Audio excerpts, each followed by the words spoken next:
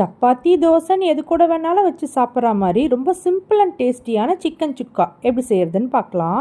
முதல்ல கடாயில் கொஞ்சமாக கருவேப்பிலையை நல்லா வாஷ் பண்ணிவிட்டு ட்ரை ரோஸ்ட் பண்ணிக்கலாம். கருவேப்பிலையில் இருக்க ஈரப்பதமெல்லாம் போனதும் 1 ஸ்பூன் மிளகு, 2 ஸ்பூன் தனியா, 2 காஞ்ச மிளகா, 1/2 ஸ்பூன் சீரகம், 1 ஸ்பூன் சோம்பு, 2-3 பீஸ் பட்டை சேர்த்து நல்லா வாசனை வர வரைக்கும் வறுத்துட்டு ஆற வச்சு அரைச்சிக்கலாம்.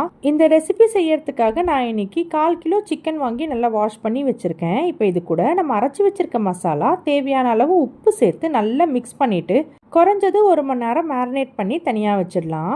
அடுத்து கடாயில் 5 ஸ்பூன் நல்லெண்ணெய் சேர்த்து நல்லா சூடானதும் 1 ஸ்பூன் சோம்பு, 2-3 காஞ்ச மிளகா, ஸ்லைஸ் பண்ணி வச்சுருக்க 3 வெங்காயம் இதெல்லாத்தையும் சேர்த்து நல்லா வதக்கிக்கலாம்.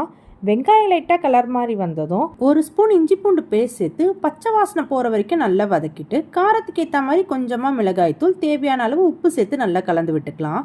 இப்போ இது கூட ஏற்கனவே மேரினேட் பண்ணி வச்சுருக்க சிக்கனை சேர்த்து நல்லா கலந்து விட்டு கொஞ்சமாக தண்ணி ஆட் பண்ணி மூடி போட்டு ஒரு 10லேருந்து 15 நிமிஷம் நல்லா குக் பண்ணி எடுத்திங்கன்னா சிக்கன் நல்லா வெந்து இந்த அளவுக்கு எண்ணெய் பிரிஞ்சு வரும். இதுக்கப்புறம் இதை மூடி போடாமல் ஓப்பன் பேன்லேயே வச்சு ஒரு 5 நிமிஷத்துக்கு நல்லா குக் பண்ணிங்கன்னா சிக்கன் நல்லா ட்ரை ஆகி சுக்கா கன்சிஸ்டன்சிக்கு வந்துடும்.